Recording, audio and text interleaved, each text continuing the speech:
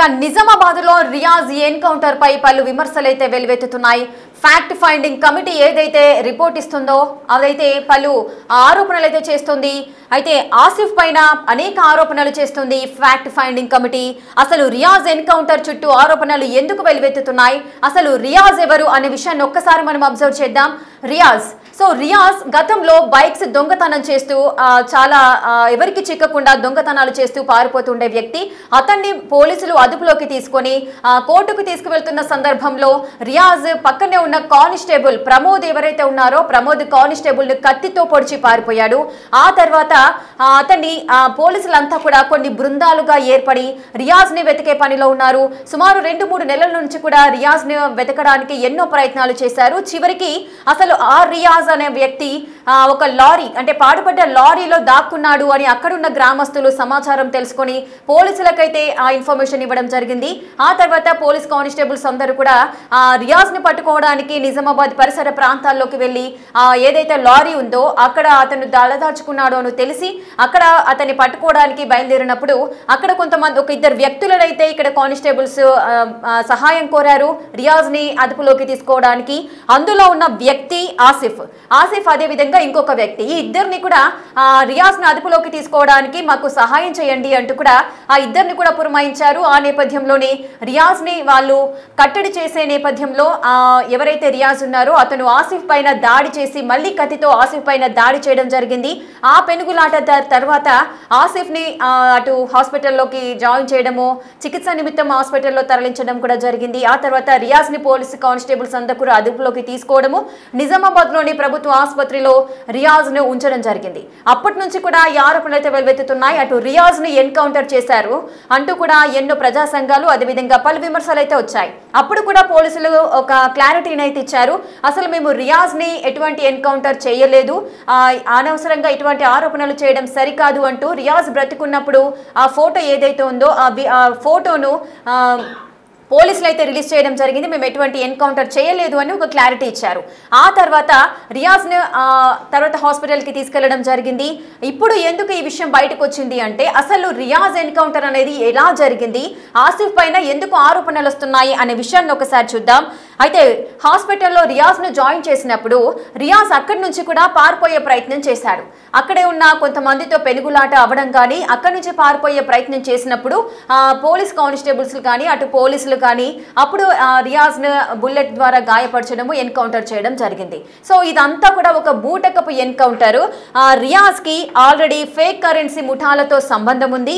అటు రియాజ్ కి అదేవిధంగా ఈ ఆసిఫ్ ఇద్దరికి కూడా లింక్స్ ఉన్నాయంటూ కూడా ఈ ఫ్యాక్ట్ ఫైండింగ్ కమిటీ అని ఒక నివేదిక ఇస్తుంది, కొన్ని ఆరోపణలు అయితే చేస్తుంది. సో దీనికి సంబంధించి ఎవరైతే ఆసిఫ్ ఉన్నాడో అంటే ఆసిఫ్ ని కూడా గాయపరిచి ఆ లారీ నుంచి దిగి పారిపోయేటప్పుడు ఆసిఫ్ అదేవిధంగా ఇంకొక వ్యక్తిని పోలీసులు సహాయం కోరినప్పుడు అతన్ని కట్టడి చేయడానికి అతన్ని అంటే ఈ ఆసిఫ్ అదేవిధంగా ఇంకొక వ్యక్తి మీరు బిగ్ టీవీ డిజిటల్ ఎక్స్క్లూజివ్ గా మీరు చూడొచ్చు.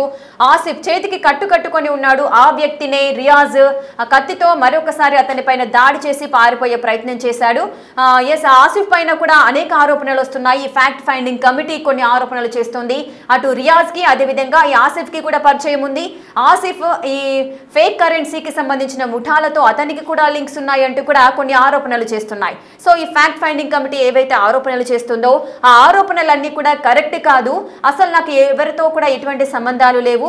ఆ రియాజ్ కూడా ఎవరో కూడా నాకు తెలీదు. అతను లారీ దిగి పారిపోతున్నప్పుడు పోలీసులు నన్ను అతన్ని పట్టుకోవడానికి సహాయం చేయండి అన్నప్పుడు నేను సహాయం చేయడానికి ముందుకు వెళ్ళాను. అప్పుడే నాకు గాయం జరిగింది అంటూ కూడా ఆయన చెప్తున్నాడు. ఆసిఫ్ వర్షన్ ఈ విధంగా ఉంది. నాకు ఎటువంటి సంబంధం లేదు, అటు ఆ ఫేక్ కరెన్సీకి నాకు సంబంధం లేదు, అటు ఎటువంటి లింక్స్ నాకు లేదు, నేను అమాయకుణ్ణి. పోలీసులు హెల్ప్ చేయమన్నప్పుడే నేను రియాజ్ని అడ్డుకోవడానికి ప్రయత్నించినప్పుడు నాకు ఈ విధంగా గాయమైంది. నేను ఎన్ని రోజులు హాస్పిటల్లో ఉండడం జరిగింది. ఇదంతా పోలీసులకు కూడా తెలుసు. నా పైన అనవసరంగా ఈ విధమైన ఆరోపణలు చేస్తున్నారు. ఒకవేళ మీ దగ్గర నాకు ఫేక్ కరెన్సీకి సంబంధించిన ముఠాలతో ఏదైనా లింక్స్ ఉన్నట్లయితే మీరు బయట పెట్టండి అంటూ కూడా తన నిజాయితీని ప్రూఫ్ చేసుకుంటున్న సందర్భాలు ఉన్నాయి. ఇక అసలు ఆసిఫ్ ఏ విధమైన ఆన్సర్స్ ఇస్తున్నారు, అసలు ఫ్యాక్ట్ ఫైండింగ్ కమిటీ ఏ విధమైన ఆరోపణలు చేస్తుంది, ఆరోపణలకు సంబంధించి ఆసిఫ్ ఏ విధమైన రియాక్షన్ ఇచ్చాడు, అసలు ఆయన ఏమంటున్నాడో మా ప్రతినిధి రాజేష్ అందిస్తారు. రాష్ట్ర వ్యాప్తంగా కలకలం రేపిన కానిస్టేబుల్ ప్రమోద్ హత్య కేసులో ఇప్పటికే రియాజ్ అనే వ్యక్తి ఎన్కౌంటర్ అయ్యాడు. రౌడీ షీటర్ రియాజ్ని ఇప్పటివరకే పోలీసులు ఎన్కౌంటర్ చేసిన తర్వాత ఎన్కౌంటర్కి ముందు ఆసిఫ్ అనే వ్యక్తి రియాజ్ని పట్టుకునే క్రమంలో తీవ్ర గాయాల పాలయ్యాడు. మళ్ళీ పోలీసుల్ని ఆసిఫ్ ఆశ్రయించాడు. అసలు ఎందుకు ఆశ్రయించాడని తెలుసుకునే ప్రయత్నిద్దాం. ఇంకా చూడొచ్చు ఆసిఫ్కి గాయాలు కూడా పూర్తి కాలేదు. అప్పట్లోనే మళ్ళీ పోలీసులకు ఆశ్రయించాడు. ఆసిఫ్ ఆ రోజు ఏం జరిగింది, అసలు రియాజ్ని పట్టుకోవాల్సిన క్రమంలో అసలు నీకేం వినబడింది? పోలీసులు అన్నారు నాకు పట్టుకో దొంగ ఉన్నాడని. నేను పట్టుకున్నా అంతే. నా షాప్ ఉన్నది అక్కడ, వెల్డింగ్ షాప్ ఉన్నది. వెల్డింగ్ చేస్తూ నేను పని చేసుకుంటున్నా. నాకు శబ్దం వచ్చింది, పట్టుకో దొంగ ఉన్నాడని. లేచి చూసిన ఆయన నా ముంగట వస్తుండు. పట్టుకో దొంగ ఉన్నాడని చెప్తే నేను పట్టుకున్నా అంతే. కానీ ఆసిఫ్కి రియాజ్కి పాత పరిచయమే ఉంది. అందుకే డబ్బుల పంచాయతీలో ఇద్దరి మధ్యలో గొడవ జరిగింది. అందుకే ఆ రియాజ్ని పట్టుకునేందుకు ఆసిఫ్ ప్రయత్నించాడు. ఆసిఫే పోలీసులకు ఫోన్ చేసి సమాచారం ఇచ్చాడని ప్రచారం జరుగుతుంది. అసలు రియాజ్ ఎవరో నాకు తెలియదు. నాది అది బైక్ మెకానిక్ షాప్ అంటుంటూ అది అంటుంటూ మీరు చూడొచ్చు. మీరు అక్కడ నా వెల్డింగ్ షాప్ ఉన్నది. రియాజ్ అనే వ్యక్తి నాకు అస్సలు తెలియదు. ఏదైనా ఉంటే కాల్ రికార్డ్ ఉంటుంది, ఏమైనా లింక్ ఉంటుంది. అది ఎంక్వైరీ చేస్తే మీకే అర్థమవుతుంది. అది చేయకుండా అది ఏదో చెప్తుండ్రు అంతే. కానీ ఫ్యాక్ట్ ఫైండింగ్ కమిటీ ఇప్పటికే నిజామాబాద్ వచ్చింది. వాళ్ళంతా కూడా వాళ్ళు డేటా తీసుకుంటున్నారు. దీంట్లో ముఖ్యంగా ఏదైతే రికవరీ ఏజెంట్గా రియాజ్ ఉన్నాడు, తర్వాత ఆసిఫ్ బండి ఇచ్చిండు. ఒక 3 లక్షల రూపాయలు బండిలో దొరికాయి. ఈ విషయంలోనే వీళ్ళిద్దరి మధ్య పంచాయతీ జరిగిందని ఆరోపణలు వస్తున్నాయి. అసలు నా మీద ఒక బండి కూడా లేదు. ఇది తప్పు మాటలు, ఇవి మొత్తం తప్పు చెప్తుండ్రు. నాకు మొత్తం బదలాం చేస్తుండ్రు. అది 3 లక్షలు అవి అంటుండ్రు. ఏమైనా ఉంటే ఆ మేడం నా ఇంటికి రాలే. ఎంక్వైరీ చేసిండ్రు, ఎక్కడ చేసిండ్రు నాకు తెలియదు. నా ఇంటికి రాలే, నాకు అడగాలి, నాకు చూడాలి. ఎట్లా చెప్తారు మేడం? అంటే ఇప్పుడు ఆ కమిటీ చెప్తుంది కదా క్లియర్గా, అంటే మీ ఇద్దరి మధ్యలో ఆల్రెడీ పరిచయం ఉంది. అందుకే ఆసిఫ్ సంబంధించి పైసలు పంచాలి జరిగింది. మధ్యలో ఒక ఆఫీసర్ ఇన్వాల్వ్ అయ్యాడిలో. అందుకే 1 లక్ష రూపాయలు ఇద్దరి మధ్య బేరం కుదిరింది. అందుకే ఇది కుదరలేదు కాబట్టి ఆసిఫ్ ఒక గ్యాంగ్ నడిపిస్తున్నాడు. ఆసిఫ్ ఎప్పుడైతే ఎన్కౌంటర్ కాకముందు పోలీసులు పట్టుకోకముందు ఆసిఫ్ గ్యాంగ్ చంపనీకి వచ్చిందని చెప్పి వీళ్ళంతా చేస్తున్నారు. నాకు అంత పెద్ద గ్యాంగ్ ఉంటే ఒక క్రిమినల్ కేసు ఉంటుంది నా మీద. అంత పెద్ద గ్యాంగ్ ఉంటే ఒక క్రిమినల్ కేసు ఏదైనా పోలీస్ కనెక్ట్ ఏదైనా లేకుంటే మొబైల్ రికార్డింగ్, కాల్ లిస్ట్ ఏదైనా ఉంటే అది ఉంటుంది కదా సార్. ఒట్టిగా చెప్పేస్తే అయిపోతుందా? ఏడా ఎంక్వైరీ చేసిండ్రు వీళ్ళు, అది చెప్పాలా? ఏమైనా ఎంక్వైరీ అయిన తర్వాత చెప్పినా కూడా అది కొంచెం ఇది అవుతుంది. కానీ ఇది మొత్తం తప్పు మాటలు సార్. అసలు రియాజ్ ఎవరో నాకు తెలియదు. కానీ బుల్లెట్ బైకులు ఎవరైతే చోరీ చేస్తాడు కాబట్టి ఆ రియాజ్కి సంబంధించి బుల్లెట్ బైకులు చోరీ చేస్తాడు. ఆ బైక్స్ తీసుకొచ్చి ఆసిఫ్ మెకానిక్ కాబట్టి దాన్ని విడివిడి పాటలు చేసి మహారాష్ట్రకి అమ్మేస్తారు. అందుకే వీళ్ళిద్దరి మధ్యలో పరిచయం నడిపింది. ఈ డబ్బుల పంచాయతీ జరిగిందని ఉంటున్నారు. మెకానిక్ షాప్ ఉన్నదా సార్? నాకు మీరు చూడొచ్చు. అది నా వెల్డింగ్ షాప్ ఉన్నది. నేను మషిన్లు అవి ప్యాడీ అది మషిన్లు తయారు చేస్తా. ఇప్పుడు కూడా మీరు చూడొచ్చు. నేను ఓపెన్ చేసి చూపెడతా. అది మెకానిక్ షాప్ లేదు, వెల్డింగ్ షాప్ ఉన్నది అక్కడ. పోలీసుల నుంచి ఎట్లా ఇప్పటి వరకు అందరూ చాలామంది వచ్చారు, పరామర్శించారు, ఏమేమి హామీలు ఇచ్చారు? ఇప్పటివరకు పోలీసుల నుంచి ఎట్లా మీకు హెల్ప్ ఉంది? పోలీస్ వాళ్ళు హెల్ప్ చేస్తుండ్రు సార్, బాగా హెల్ప్ ఉన్నది. పోలీస్ డిపార్ట్మెంట్ నాకు బాగా హెల్ప్ చేస్తుండ్రు. ఇప్పుడు కూడా చెప్పిండ్రు ఏది ఉన్నదో మేము చేస్తాం, ఎంక్వైరీ చేస్తామని చెప్పిండ్రు. ఇప్పుడు ఎందుకు వెళ్ళాల్సి వచ్చింది అంటే ఏమని కామెంట్స్ వచ్చినాయి, మీకు ఏం బెదిరింపులు వచ్చినాయి? అదే సార్, చంపేస్తా అది అని ఇది అని వస్తున్నది. అది ఇక్కడ అంటే మీకు ఫోన్లు వచ్చినాయా లేకపోతే కమెంట్లో వస్తున్నది సోషల్ మీడియాలో. ఏమన్నారు పోలీసులు కలిశారు? పోలీసులు ఏమన్నారు? ఇప్పుడు ప్రజెంట్ చూస్తా అంటుండ్రు. పోలీస్ సపోర్ట్ ఉన్నది సార్ నాకు, పోలీస్ చేస్తుండ్రు. ఏం చెప్తారు అంటే ఈ సంబంధించి ఎక్కడ మెసేజ్లు వచ్చినాయి, ఏమైనా బెదిరింపులు వచ్చినాయి, ఎందుకు కలిసిరు? మాదే రామ్నగర్. ఈయన ఏందనేది వాస్తవంగా వాళ్ళు ఎవరైనా ఈ ఫైండింగ్ కమిటీ వాళ్ళు ఇప్పటిదాకా వచ్చింది లేదు, చూసింది లేదు. వాళ్ళు ఉట్టిగా బద్నాం చేస్తున్నారు. ఏదైనా ఉంటే వాస్తవంగా వచ్చి ఊర్లో ఇప్పుడు సారంగపూర్ కానీ, రామ్నగర్ కానీ, నెహ్రూనగర్ కానీ, గుండారామాచి ఆయన చిన్నప్పటి నుంచి ఆ విలేజ్లో ఉన్నాడు. ఆయన ఏందనేదని ఆయన బ్యాక్గ్రౌండ్ అన్నా తెలుసుకోవాలా.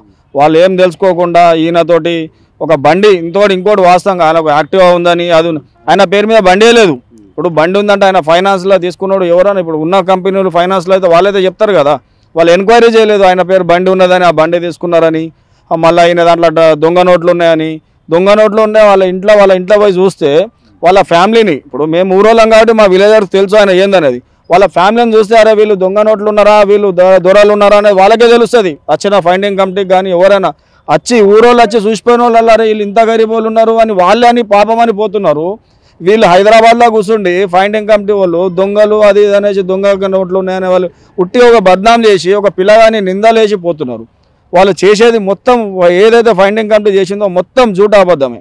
ఇది ఓవరాల్గా ఆసిఫ్కి సంబంధించి రియాజ్ ఎన్కౌంటర్లో ఇప్పటివరకు జరిగిన పరిణామాలు, ఇప్పటివరకు విచారణ కొనసాగుతుంది. అంతేకాకుండా ఆసిఫ్పై ఏదైతే ఆరోపణలు వస్తున్నాయో ఏదైతే ఫైండింగ్ కమిటీ ఇక్కడ వచ్చింది కానీ ఆసిఫ్ ఫ్యామిలీని కనీసం పలకరించలేదు.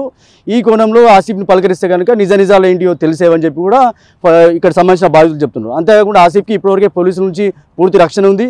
ఆసిఫ్కి ఇప్పటివరకే చాలామంది కూడా హెల్ప్ఫుల్గా ఉన్నారు. అంతేకాకుండా ఏవైతే చంపేస్తాము లేకపోతే ఆసిఫ్పై దాడి చేస్తామనే ఆరోపణలు ఏవైతే వస్తున్నాయో, మెసేజ్లు వస్తున్నాయో దానిపై ఇప్పటికే పోలీసులు కలిశారు, తమకు రక్షణ కల్పించాలని చెప్పి కోరుతున్నారు. అంతేకాకుండా రియాజ్కి సంబంధించి ఆసిఫ్కి సంబంధించి కూడా ఇక్కడ కూడా ఏదైతే నకిలీ నోట్ల విషయం కావచ్చు లేకపోతే ఈ బైక్ చోరీల విషయం కావచ్చు, రియాజ్కి ఆసిఫ్కి కానీ ఎక్కడ కూడా మాకు పరిచయం లేదు. కేవలం ఆ రోజు పోలీసులు పురమాయించారు, ఏదైతే దొంగని పట్టుకోవాలని చెప్పి పురమాయించారు కాబట్టి ఆసిఫ్కి వినపడంతో లోపల ఉన్న ఆసిఫ్ బయటకు వచ్చి పట్టుకున్నాడు. అక్కడ చేతి గాయమైంది. తర్వాత రియాజ్ని పోలీసులు అరెస్ట్ చేసి తర్వాత రిమాండ్ చేసే కోణంలో అప్పుడు ఎన్కౌంటర్ జరిగింది. ఇక్కడ వరకు జరిగిన పరిణామం. కానీ మరోసారి ఇప్పుడు ఎందుకు బయటకు వచ్చిందంటే విషయం, ఆసిఫ్పై ఏదైతే దాడి చేస్తాం చంపుతామని సోషల్ మీడియాలో వస్తున్న కామెంట్లపై ఆ కుటుంబ సభ్యులంతా కూడా తీవ్ర ఆందోళన వ్యక్తం చేస్తున్నారు. పోలీసులు కలిసారు, పోలీసులు కూడా హామీ ఇచ్చారని చెప్పి కూడా బాధితుడు ఆసిఫ్ చెప్తున్నాడు. ఇది తాజా కెమెరా సందీప్తో రాజేష్, బిగ్ టీవీ, నిజామాబాద్ నుంచి. ఎస్, విన్నారు కదా ఆసిఫ్ ఏ విధమైన వ్యాఖ్యలు చేశారో. అసలు ఫ్యాక్ట్ ఫైండింగ్ కమిటీ ఏవైతే ఆరోపణలు చేస్తుందో వాటితో నాకు ఎలాంటి సంబంధం లేదు అంటూ కూడా రియాజ్ చెప్తున్నారు. తాను కేవలం ఒక మెకానిక్ ని తప్ప నకిలీ కరెన్సీ కానీ బైక్ చోరీ లాంటి వాటితో నాకు ఎలాంటి సంబంధం లేదంటున్నారు ఆసిఫ్. నాపై సోషల్ మీడియాలో చంపుతామంటూ కూడా బెదిరింపులు వస్తున్నాయి, రక్షణ కల్పించాలంటూ కూడా పోలీసులను కోరుతున్నానంటూ కూడా ఆసిఫ్ చెప్తున్న పరిస్థితి. ఈ విషయాలన్నీ కూడా పోలీసులకు తెలుసు అంటూ కూడా ఆసిఫ్ చెప్తున్నారు. అసలు దీనికి సంబంధించి సోషల్ మీడియాలో నన్ను చంపుతామంటూ కూడా బెదిరింపులు వస్తున్నాయి, నాకు రక్షణ కల్పించండి, నాకు ఎవరితో ఎటువంటి సంబంధాలు లేవు, నేను జస్ట్ మెకానిక్ ని మాత్రమే. ఆ రోజు రియాజ్ ని పట్టుకునే టైంలో నేను నా మెకానిక్ షెడ్ కూడా అక్కడే ఉండడం వల్ల నన్ను హెల్ప్ కోరారు. సో ఆ నేపథ్యంలోనే నేను రియాజ్ ని పట్టుకోవడానికి అక్కడ హెల్ప్ చేయడము, నేను కూడా గాయాల పాలవడం జరిగింది. కానీ ఈ విధమైన ఆరోపణలు రావడము, అదేవిధంగా ఫ్యాక్ట్ ఫైండింగ్ కమిటీ ఏదైతే ఆరోపణలు చేస్తుందో దానికి సంబంధించి కూడా ఆసిఫ్ అయితే రియాక్ట్ అవ్వడం జరిగింది. అలాగే హెచ్ఆర్సీకి కూడా నేను ఫిర్యాదు చేశానంటూ కూడా ఆసిఫ్ చెప్తున్నారు. మరి హెచ్ఆర్సీ ఆసిఫ్కి ఏ విధమైన న్యాయం చేస్తుందో, దీనికి సంబంధించిన ఎటువంటి ఆన్సర్ ఇస్తుంది, అదేవిధంగా ఆసిఫ్కి ఏ విధమైన న్యాయం జరుగుతుందో వేచి చూడాలి.